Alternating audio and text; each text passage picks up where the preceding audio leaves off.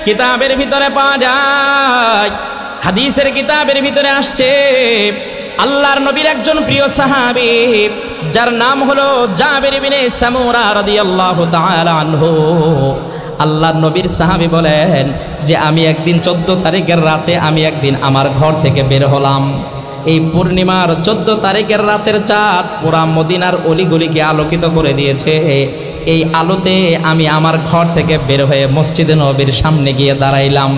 মসজিদে নববীর সামনে গিয়ে দাঁড়ায়া আমি এই পূর্ণিমার 14 তারিখের চাঁদের রাতের আলোটা আমি দেখতেছিলাম আর আমার মালিকের প্রশংসা আমি করতেছিলাম। একটু পরেই দেখি পয়গম্বর আলাইহিস সালাতু ওয়াস সালাম তিনি তার ঘর থেকে তার হুজরা মুবারক থেকে বের হয়েছেন। আল্লাহর নবী হুজরা মুবারক থেকে বের হওয়ার পর আমার কাছে মনে হলো নবীর চেহারার সৌন্দর্যের কাছে 14 তারিখের পূর্ণিমার চাঁদের রাতের আলোটা হেরে গিয়েছে। হযরত জাবের বলেন যখন আমি পয়গম্বরের এত সুন্দর চেহারাটা দেখলাম ওই সময় আমি আকাশের দিকে তাকাইয়া আমি আকাশের চাঁদটাকে ডেকে ডেকে বললাম, ও চাঁদ তুমি তোমার আলো দিয়া সারা দুনিয়ার মানুষের বাহ্যিক অংশটাকে আলোকিত করো। কিন্তু চাঁদ মনে রেখো আল্লাহ পাক রব্বুল আলামিন আরবের ভিতরে আমাদেরকে এমন একটা চাঁদ দিয়েছেন, আমাদের এই চাঁদ শুধু মানুষের বাহ্যিক অংশ আলোকিত করে না, এই চাঁদের আলো যেই অন্তরের ভিতরে গিয়ে ঢুকে ওই অন্তরটাকে পর্যন্ত আলোকিত করে দেয়। হযরত জাবের রাদিয়াল্লাহু তাআলা আনহু বলেন যে আমার কাছে 14 তারিখের পূর্ণিমার চাঁদের আলোর চাইতে পয়গম্বরের চেহারার সৌন্দর্যের আলোটা আমার কাছে আরো বেশি প্রখর মনে হয়েছে। সুবহানাল্লাহ বলেন। মুসলমান শুধু তাই নয়, এরকম শত শত হাদিস আমি আপনাদেরকে শোনাইতে পারবো। আরেকটা হাদিস আমি আপনাদেরকে শোনাই। আল্লাহর নবীর একজন প্রিয় সাহাবী যার নাম ছিল হাসান ইবনে সাবিত রাদিয়াল্লাহু তাআলা আনহু। এই হাসান ইবনে সাবিত রাদিয়াল্লাহু তাআলা আনহু প্রাথমিক অবস্থায় তিনি ইসলাম কবুল করেন নাই। প্রাথমিক অবস্থায় তিনি ইসলামের বিরোধিতা করেছেন, নবীর বিরোধিতা করেছেন। হাসান ইবনে সাবিত রাদিয়াল্লাহু তাআলা আনহু তিনি বড় একজন কবি ছিলেন, তার কলম শক্তি ব্যাপক ছিল। যে কোনো মানুষের বিরুদ্ধে তিনি কবিতা লেখা মানুষের নামে কুৎসা রটনা করতে পারতেন, মানুষের নামে সমাজের ভিতরে বদনাম ছড়াইয়া দিতে পারতেন। মক্কার তৎকালীন জামানার নেতৃস্থানীয় লোক যারা, এরা তো পয়গম্বরের বিরোধিতা করে, এরা চিন্তা করলো মুহাম্মাদের চেহারাকে বিকৃত করে কিছু কবিতা বানায়া তারপরে আমরা মানুষের মাঝে ছেড়ে দেই, যাতে করে মানুষ এই কবিতাগুলো পড়ে পড়ে মুহাম্মাদের ব্যাপারে একটা খারাপ ধারণা মানুষের অন্তরের ভিতরে সৃষ্টি হয়। নাউজুবিল্লাহ বলেন। এজন্য মক্কার তৎকালীন জামানার লিডারেরা এরা হাসান ইবনে সাবিতের কাছে গিয়ে বলে, হাসান তোমার তো লিখনি শক্তি আছে, তুমি তো কবিতা লিখতে পারো। হাসান তোমার কাছে আজকে আমরা একটা আবেদন করব, তুমি আমাদের আবেদনটা পূরণ করে দিবানি? যদি তুমি আমার আবেদনটা পূরণ করো তাহলে আমরা মক্কার ধনাঢ্য শ্রেণীর মানুষ আমরা তোমাকে এই পরিমাণ উপঢৌ কোনার হাদিয়া দিব, যেই হাদিয়া তুমি হাদিয়াগুলো দিয়ে তুমি সারা জীবন বসে খাইতে পারবা, তোমার আর কষ্ট করা লাগবে না। হাসান ইবনে সাবিত বলেন, তাহলে বলো কি এমন উপঢৌ কোন দিবা, আর কি কাজটা আমাকে করে দিতে হবে তোমরা একটু আমাকে বলো। এই মক্কার তৎকালীন জামানার নেতৃস্থানীয় লোকেরা এরা হাসান ইবনে সাবিতকে বলে, হাসান তুমি শুধু মুহাম্মাদের বিরুদ্ধে কিছু কবিতা লেখা দিবা, এই কবিতাগুলো লেখা এরপরে তুমি মক্কার মাঝে ছড়াইয়া দিবা। যদি এই কাজটা তুমি করতে পারো তাহলে আমরা তোমাকে এমন উপঢৌকন দিব, যেই উপঢৌকন দিয়ে তুমি সারা জীবন আরামায়েশে তোমার জিন্দেগি চালিয়ে দিতে পারবা। হাসান ইবনে সাবিত তিনি রাজি হয়ে গেলেন। তিনি কিছু উপঢৌকন নিয়া প্রস্তুতি নিয়া তিনি পয়গম্বর আলাইহিস সালাতু ওয়াস সালামের দিকে রওনা দিলেন। হাসান ইবনে সাবিত যখন পয়গম্বরের কাছে গিয়ে পয়গম্বরের সামনে গিয়ে হাজির হলেন, মুসলমান হাসান ইবনে সাবিত ডাক দিয়া বলেন, আমি যখন এই প্রিপারেশন নিয়ে পয়গম্বরের সামনে গিয়ে হাজির হলাম, আমি যখন পয়গম্বরের চেহারার দিকে আমার দুইটা নজর দিয়ে আমার দুইটা দৃষ্টি দিয়ে তাকাইলাম, আমার এই দুইটা দৃষ্টি পয়গম্বরের সুন্দর চেহারার দিকে আর তাকায়া থাকতে পারলো না। সুবহানাল্লাহ বলেন। দিন প্রতি রাত প্রতিদিন আমাদের সামনে করা হয়, আমাদের কোনোদিন বিরক্তি আসবে না, বরং আলোচনা করতেই থাকবো, শুনতেই থাকবো। নবীর আলোচনা শুনতে শুনতেই আমাদের মৃত্যু হয়ে যাবে। কথা বলেন ঠিক কিনা? তাহলে মুসলমান একটু দিল দিয়ে কথাগুলো মনোযোগ দিয়ে শুনেন। আল্লাহ পাক রব্বুল আলামিন আপনাকে আমাকে এমন একজন নবী দিয়েছিলেন, আল্লাহ পাক রব্বুল আলামিন আপনাকে আমাকে এমন একজন নবীর উম্মত বানাইছেন। আপনার আমার এই নবীর জন্ম বৃত্তান্ত নিয়ে আলোচনা করলেও আপনার আমার আমল নামায় সওয়াব লেখা হয়। জোরে বলেন সুবহানাল্লাহ। আপনার আমার নবীর সিরাত নিয়ে আলোচনা করলে সওয়াব, আপনার আমার নবীর সূরত নিয়ে আলোচনা করলেও সওয়াব। জোরে বলেন সুবহানাল্লাহ। মুসলমান নবীর জীবনের দুইটা বিষয়, একটার নাম হলো সূরত আর একটার নাম হলো সিরাত। সূরত হলো এটা ধারণ করার বিষয়, আর সিরাত হলো অনুকরণীয়, অনুসরণীয়। আল্লাহ পাক রব্বুল আলামিন আপনার আমার নবীকে যেই সূরত দিয়েছিলেন, যে আকার আকৃতি দিয়েছিলেন, আল্লাহ তাআলা যেই সৌন্দর্য দিয়ে আপনার আমার নবীকে দুনিয়াতে প্রেরণ করেছিলেন, আল্লাহ পাক রব্বুল আলামিন এমন সৌন্দর্য দিয়ে আর কোন নবী আর কোন মানুষকে দুনিয়াতে পাঠান নাই, কিয়ামত পর্যন্ত আর পাঠাবেন না। সুবহানাল্লাহ বলেন, আর একটু জোরে বলেন না সুবহানাল্লাহ।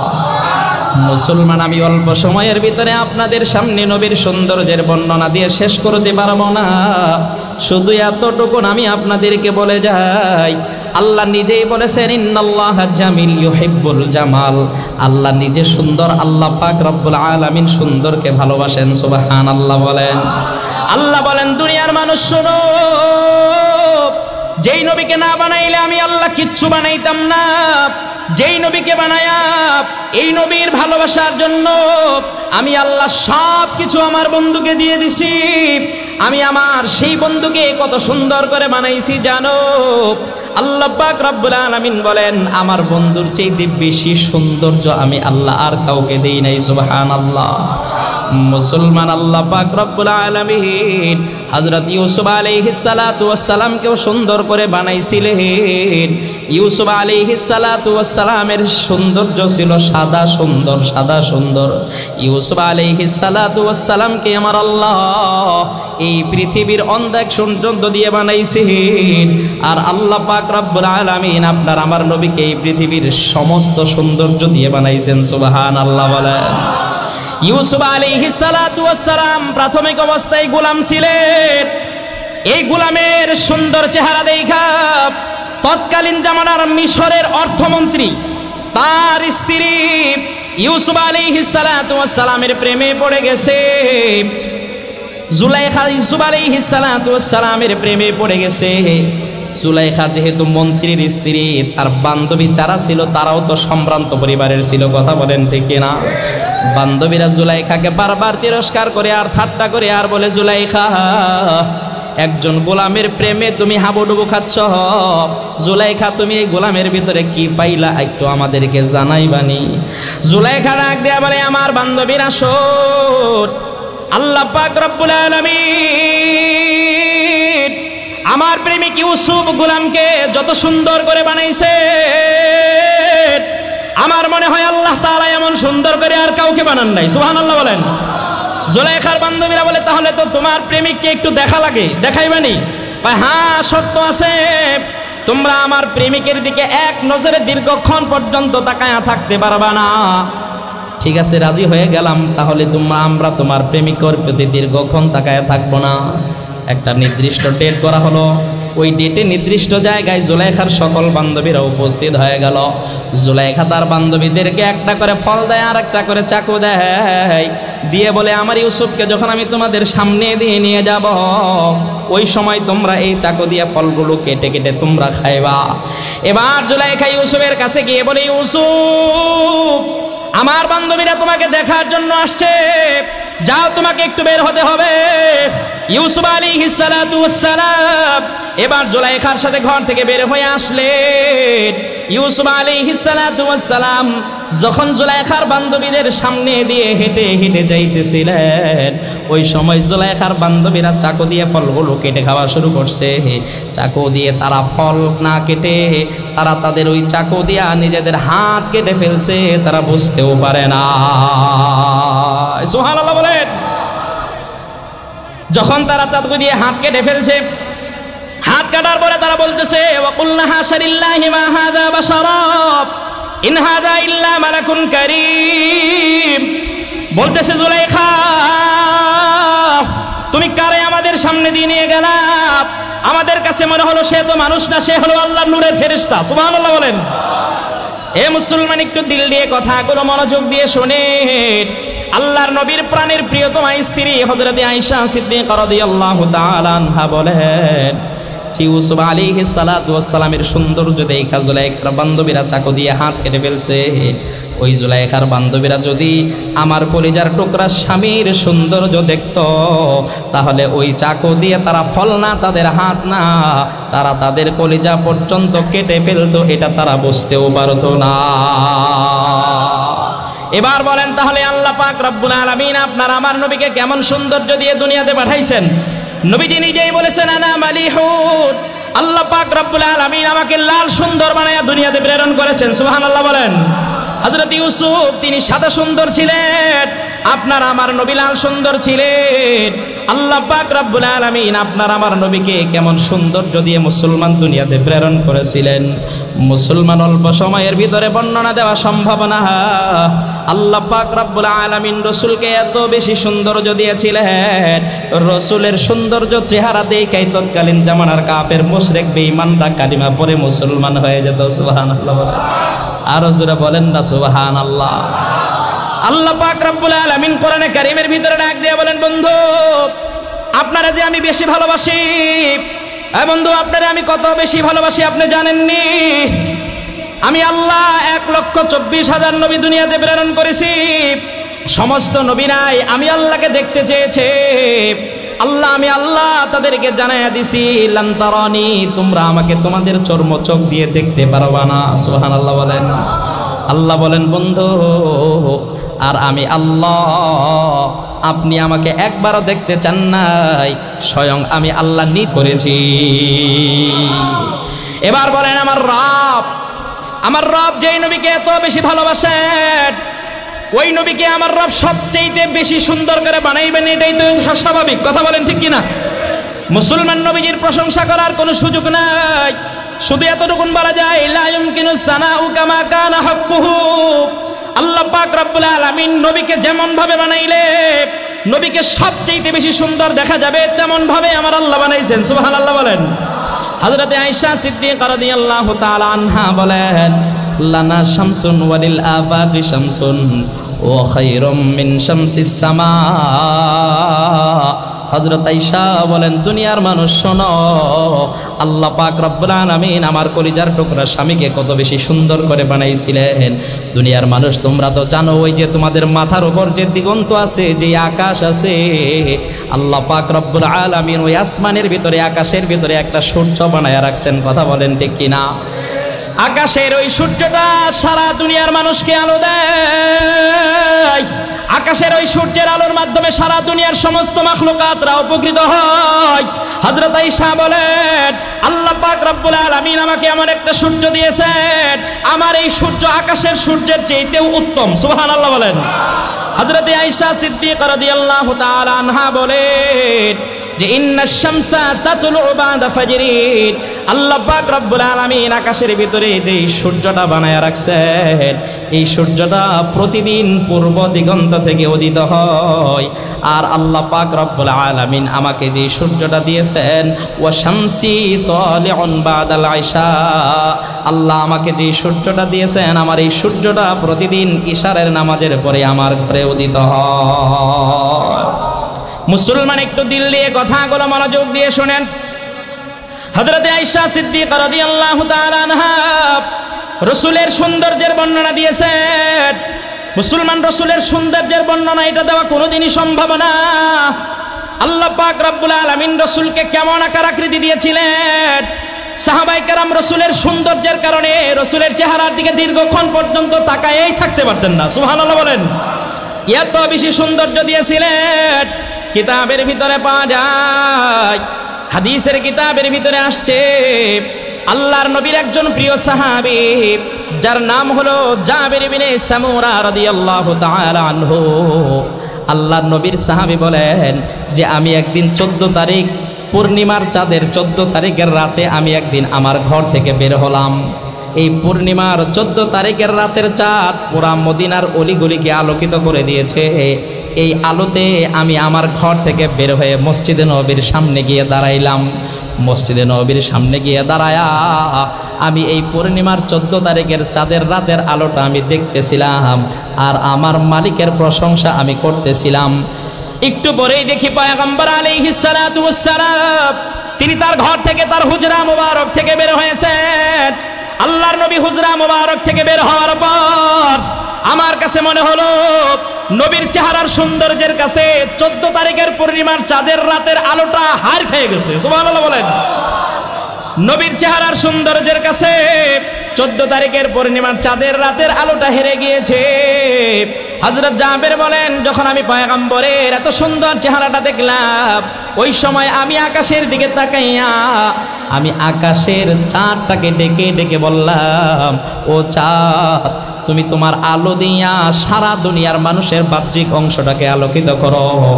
কিন্তু চাঁদ মনে রেখো, আল্লাহ পাক রব্বুল আলামিন আরবের ভিতরে আমাদেরকে এমন একটা চাঁদ দিয়েছেন, আমাদের এই চাঁদ শুধু মানুষের বাহ্যিক অংশ আলোকিত করে না, এই চাঁদের আলো যেই অন্তরের ভিতরে গিয়ে ঢুকে ওই অন্তরটাকে পর্যন্ত আলোকিত করে দেয়। হযরতে জাবের রাদিয়াল্লাহু তাআলা আনহু বলেন যে আমার কাছে 14 তারিখের পূর্ণিমার চাঁদের রাতের আলোর চাইতে পয়গম্বরের চেহারার সৌন্দর্যের আলোটা আমার কাছে আরো বেশি প্রখর মনে হয়েছে। সুবহানাল্লাহ বলেন। মুসলমান শুধু তাই নয়, এরকম শত শত হাদিস আমি আপনাদেরকে শোনাইতে পারবো। আরেকটা হাদিস আমি আপনাদেরকে শোনাই। আল্লাহর নবীর একজন প্রিয় সাহাবী যার নাম ছিল হাসান ইবনে সাবিত রাদিয়াল্লাহু তাআলা আনহু। এই হাসান ইবনে সাবিত রাদিয়াল্লাহু তাআলা আনহু প্রাথমিক অবস্থায় তিনি ইসলাম কবুল করেন নাই। প্রাথমিক অবস্থায় তিনি ইসলামের বিরোধিতা করেছেন, নবীর বিরোধিতা করেছেন।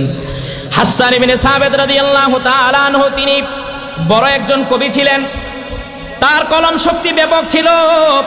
যে কোনো মানুষের বিরুদ্ধে তিনি কবিতা লেখা মানুষের নামে কুৎসা রটনা করতে পারতেন, মানুষের নামে সমাজের ভিতরে বদনাম ছড়াইয়া দিতে পারতেন। মক্কার তৎকালীন জামানার নেতৃস্থানীয় লোক যারা, এরা তো পয়গম্বরের বিরোধিতা করে, এরা চিন্তা করলো মুহাম্মদের চেহারাকে বিকৃত করে কিছু কবিতা বানায়া তারপরে আমরা মানুষের মাঝে ছেড়ে দেই, যাতে করে মানুষ এই কবিতাগুলো পড়ে পড়ে মুহাম্মদের ব্যাপারে একটা খারাপ ধারণা মানুষের অন্তরের ভিতরে সৃষ্টি হয়। নাউজুবিল্লাহ বলেন। এজন্য মক্কার তৎকালীন জামানার লিডারেরা এরা হাসান ইবনে সাবিতের কাছে গিয়ে বলে, হাসান, তোমার তো লিখনী শক্তি আছে, তুমি তো কবিতা লিখতে পারো। হাসান, তোমার কাছে আজকে আমরা একটা আবেদন করব, তুমি আমাদের আবেদনটা পূরণ করে দিবানি?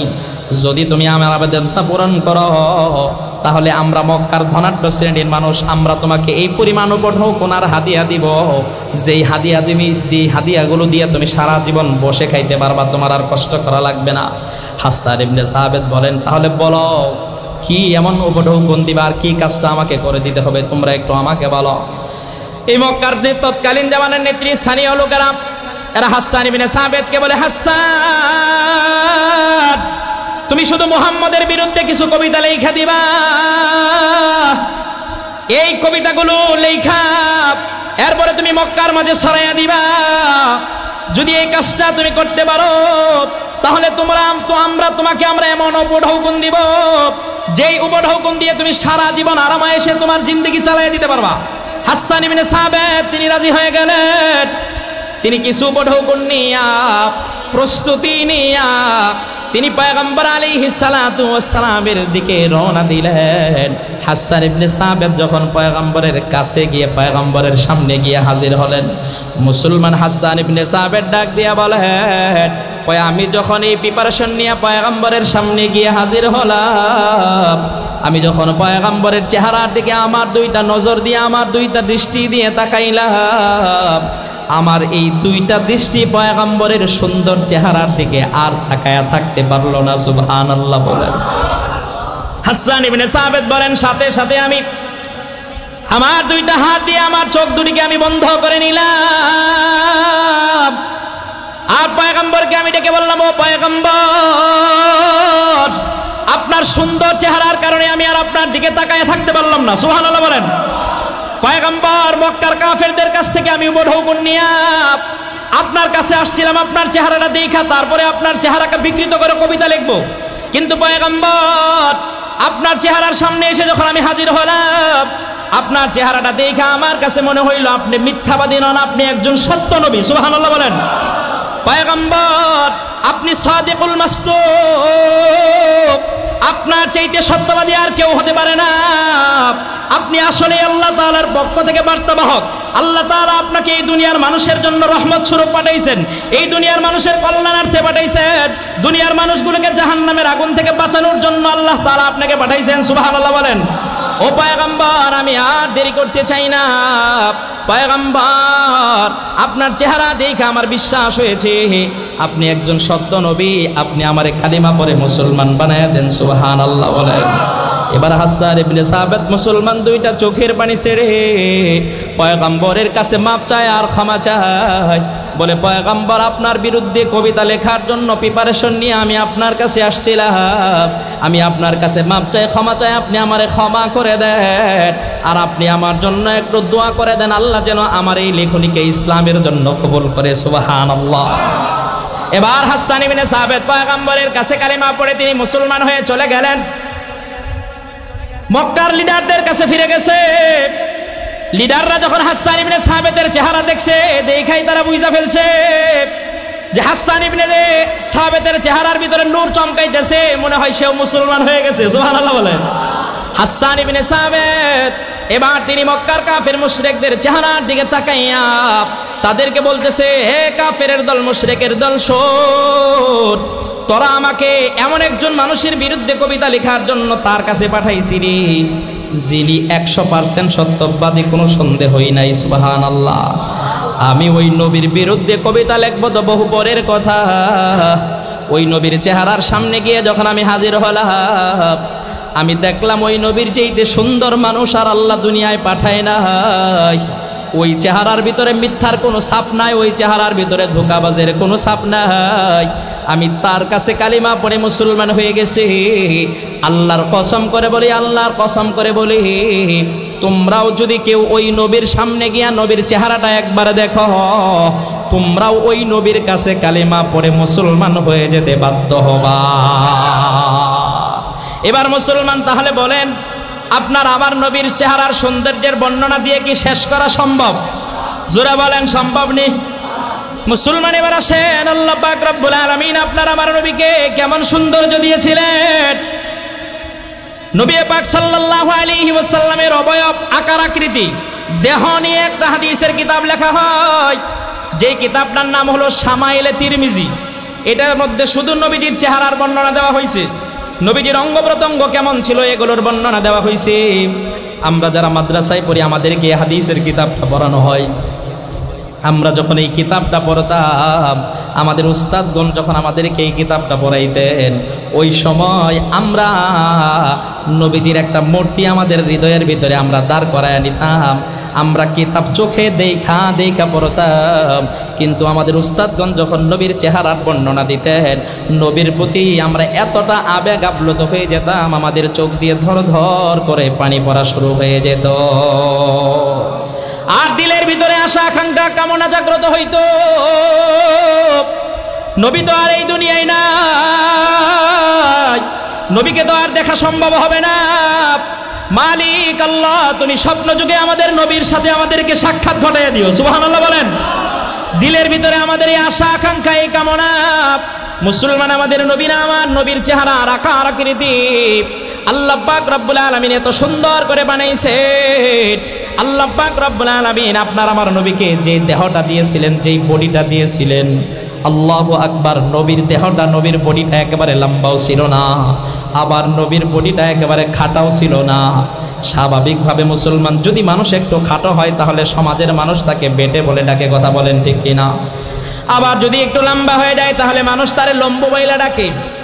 আল্লাহ বলেন, বন্ধু, আপনাকে আমি এমন আকার, আকৃতি, এমন দেহ গঠন আমি আল্লাহ দিব, দুনিয়ার মানুষ আপনাকে খাটোও বলতে পারবে না, লম্বাও বলবে না। সুবহানাল্লাহ বলেন। আল্লাহ পাক রব্বুল আলামিন নবী পাক সাল্লাল্লাহু আলাইহি ওয়াসাল্লামকে মধ্যম আকৃতির বানায়া দুনিয়াতে পাঠাইছিলেন। আল্লাহ পাক রব্বুল আলামিন আপনার আমার নবীকে যে মাথা মোবারক দিয়েছিলেন, মাথাটা একেবারে বড়ও ছিল না, আবার একেবারে ছোটও ছিল না, মিডিয়াম ছিল। সুবহানাল্লাহ। মুসলমান নবীর মাথা মোবারকের ভিতরে আমার আল্লাহ এত সুন্দর সুন্দর চুল দিয়েছিলেন। নবী পাক সাল্লাল্লাহু আলাইহি ওয়াসাল্লাম অধিকাংশ সময় তিনি মাথায় বাবরি রাখতেন। নবীজির বাবরিগুলো এই ঘাড় পর্যন্ত লম্বা থাকতো, ঘাড় পর্যন্ত প্রলম্বিত থাকতো। আল্লাহর হাবিবের মাথার চুলগুলো একেবারে সোজা দাঁড়ানো ছিল না, আবার একেবারে কুকরানো ছিল না। আল্লাহর হাবিবের মাথার চুল মোবারক গুলো হালকা হালকা কুকরানো ছিল। সুবহানাল্লাহ বলেন।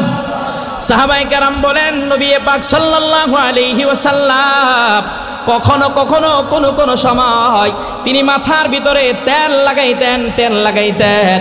আল্লাহর হাবিব যখন তার মাথা মোবারকের ভিতরে তেল লাগাইতেন, সাহাবায়ে কেরাম বলেন ওই সময় আমরা দেখিতাম, আমাদের কাছে মনে হইতো পয়গম্বরের মাথা মোবারকের ভিতরে মৃদুমন্দ এক প্রকারের বাতাস যেন ঢেউ খেলতেছে। সুবহানাল্লাহ বলেন। মুসলমান শুধু তাই নয়, আল্লাহ পাক রব্বুল আলামিন আপনার আমার নবীকে এমন একটা কপাল দিয়েছিলেন, একেবারে লম্বা কপাল না, একেবারে চওড়া কপাল না। নবীজির এমন একটা আকর্ষিত কপাল ছিল, বেঈমানেরা যদি নবীর কপালের দিকে মনোযোগ দিয়ে তাকাইতো, কালিমা পড়ে সাথে সাথে মুসলমান হয়ে যেত। শুধু তাই নয়, আল্লাহ পাক রব্বুল আলামিন আপনার আমার নবীকে যেই দুইটা ভ্রু দিয়েছিলেন, নবীর ভ্রু দুইটা জোড়া ভ্রু ছিল, একটা ভ্রু আর একটা ভ্রুর সাথে লাগা ছিল। নবীর ভ্রু দুইটার ভিতরে চুল ছিল, এই পশমগুলো কালো কুচকুচে ছিল। আল্লাহর হাবিবের এই ভ্রুর নিচেই ছিল চোখের পাপড়ি মোবারক। মুসলমান সাহাবায়ে কেরাম বলেন আল্লাহর হাবিবের চোখের পাপড়ি দুইটা আমাদের কাছে মনে হইতো গোলাপের পাপড়ির চেয়েও বেশি সুন্দর। সুবহানাল্লাহ বলেন। নবীর যে চোখ মোবারক ছিল, নবীর চোখের কালা পুতুলিটা একবারে কালো কুচকুচে ছিল, আবার সাদা অংশটা একেবারে সাদা। নবীজির নাকটা একেবারে খাড়াও ছিল না, আবার একেবারে শোয়ানো ছিল না। আল্লাহর হাবিবের নাক মোবারক হালকা হালকা খাড়া ছিল, নাক মোবারকের ছিদ্রগুলো ছোট ছোট ছিল। সুবহানাল্লাহ বলেন।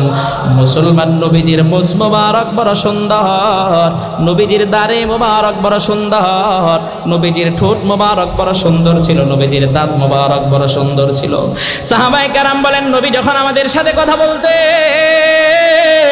কথা বলার সময় যখন নবীজি তার ঠোঁট দুইটাকে লড়াইতেন, আমাদের কাছে মনে হইতো যেন নবীজির মুখ থেকে মুক্তা ঝরতেছে। সুবহানাল্লাহ বলেন। সাহাবায়ে কেরাম বলেন নবীজির দাঁত মোবারক আল্লাহ পাক রব্বুল আলামিন এত সুন্দর করে বানাইছিলেন, নবীজির দাঁত যখন বের হইতো, নবীজি যখন হাসি দিতেন, আমাদের কাছে মনে হইতো নবীজির দাঁত মোবারক থেকে মুক্তা ছড়তেছে। সুবহানাল্লাহ বলেন। মুসলমান আমি অল্প সময়ের ভিতরে নবীর সৌন্দর্যের বর্ণনা আপনাদের সামনে কেমনে দেই।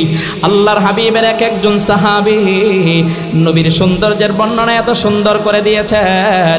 সাহাবায়ে কেরাম বলেন আল্লাহ পাক রব্বুল আলামিন নবীজিকে যেই বডিটা দিয়েছিলেন, যেই দেহটা দিয়েছিলেন, যেই সৌন্দর্য দিয়েছিলেন, আমরা আর এরকম সুন্দর মানুষ আমাদের জীবনে কোনোদিন দেখি না। আল্লাহু আকবার বলেন। মুসলমান শুধু কি নবীর বডি সুন্দর ছিল? আহারে আল্লাহু আকবার। কেমনে আমি আপনাদেরকে বর্ণনা দেই।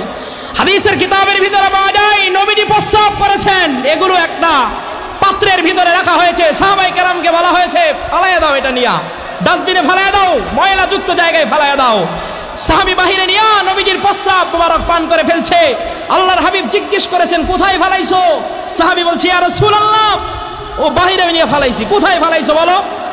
সাহাবী এবার ভয়ে ভয়ে থরথর করে কেঁপে কেঁপে বলেছেন ইয়া রাসূলুল্লাহ, আপনার প্রস্রাব মোবারক আমার ফালানোর মতো শক্তি সাহস হিম্মত আমার ভিতরে নাই, আমি আপনার প্রস্রাব মোবারক পান করে ফেলছি।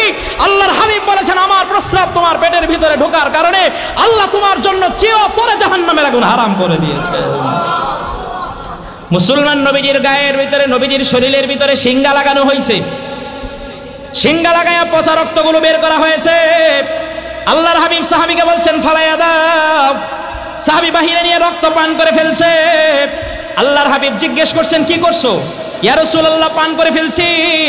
আল্লাহর হাবিব বলেন সাহাবী শোনো, আমার এই রক্ত তোমার ভিতরে ঢোকার কারণে আল্লাহর জাহান্নামের আগুন তোমার এই স্পর্শও করবে না। সুবহানাল্লাহ বলেন।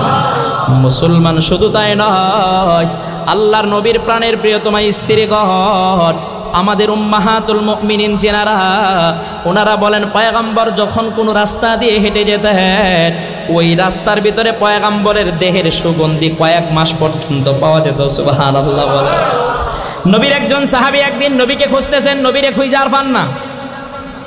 নবী কোথায়, নবী কোথায়?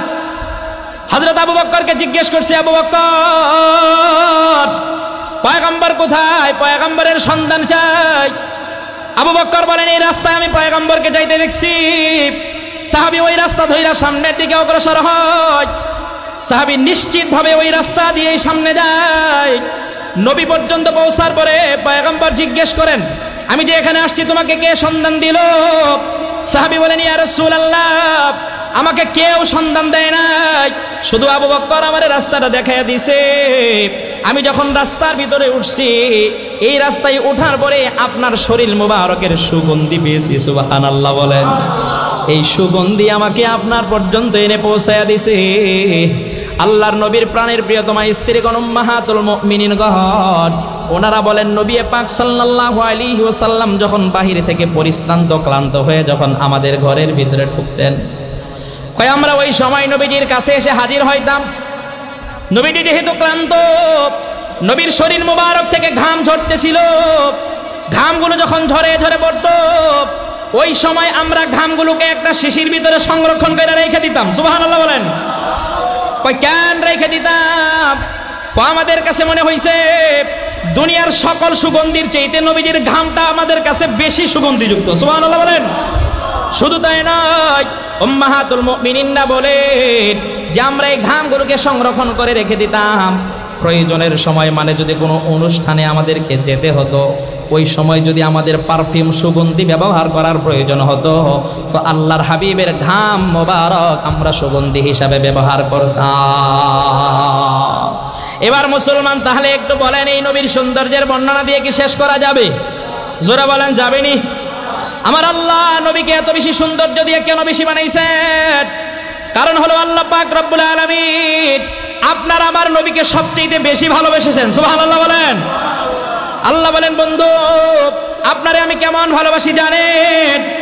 আল্লাহ পাক রব্বুল আলামিন বলেন, বন্ধু শোনেন, আমি আমার বান্দাদেরকে জাহান্নাম থেকে মুক্তি লাভের জন্য একটা কালিমা দিয়েছি, যেই কালিমাটার নাম হলো লা ইলাহা ইল্লাল্লাহ মুহাম্মাদুর রাসূলুল্লাহ। বলেন সাল্লাল্লাহু আলাইহি ওয়াসাল্লাম।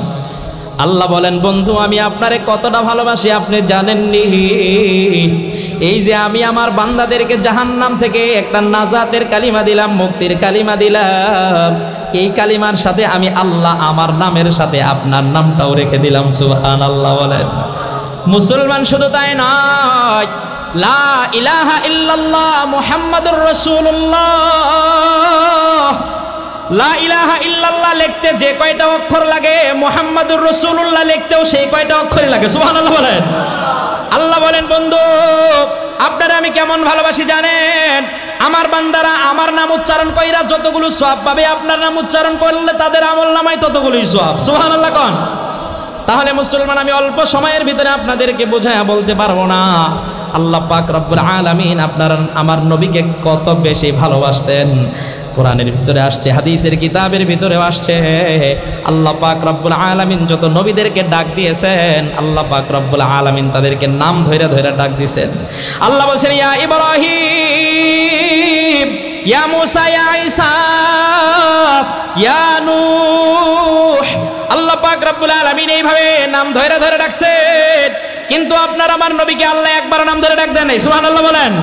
আল্লাহ ডাক দিয়েছেন, ইয়া আইয়ুহান নবী, হে সম্মানিত নবী, ইয়া আইয়ুহার রাসূল, হে সম্মানিত রাসূল, ইয়া আইয়ুহাল মুদ্দাসসির, হে চাদর আবৃত ব্যক্তি, ইয়া আইয়ুহাল মুজাম্মিল, হে কম্বলওয়ালা। সুবহানাল্লাহ বলেন।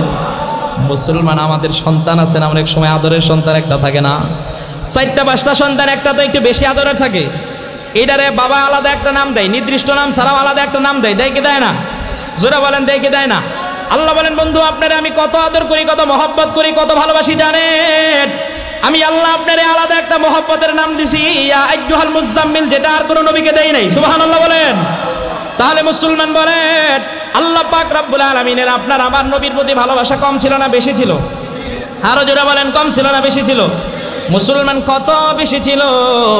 নবীরা, অন্যান্য নবীরা আমার আল্লাহকে দেখতে চাইছে, আল্লাহ বলছেন লান তারানি, দেখতে পারবা না, কিন্তু আপনার আমার নবীকে জমিন থেকে উঠায়া নিয়া আরশে আজিমে নিয়ে আল্লাহ সাক্ষাৎ দিদার দিছে। কথা বলেন ঠিক কিনা? তাহলে মুসলমান একটু বুঝে থাকলে বলে, যেই নবীকে আমার আল্লাহ এত বেশি ভালোবাসেন, যেই নবীকে আমার আল্লাহ এত বেশি সৌন্দর্য দিয়ে দুনিয়াতে পাঠাইলেন, ওই নবীকে ভালোবাসা দরকার আছে না নাই? জোরে বলেন আছে না নাই? স্বাভাবিক গতিতেই মানুষের সৌন্দর্যের প্রতি একটা আকর্ষণ থাকে কি থাকে না? জোরে বলেন থাকে কি থাকে না? এই আমরা মানুষ হিসেবে মানবীয় গুণাবলীর ঊর্ধ্বে না। একজন সুন্দর নারী যদি আমাদের সামনে দিয়ে হেঁটে যায়, মনটা চায় একটা নজর তার দিকে তাকায়। কথা কোন ঠিক কিনা? জোরে বলতে হবে। স্বাভাবিক গতিতে আমরা যদি বাজারে যাই, কোনো কিছু ক্রয় করতে যাই, একটা পোশাক ক্রয় করতে গেছি, মার্কেটে গিয়ে সবচেয়ে যেটা বেশি সুন্দর সেটা তালাশ করি। কথা কোন?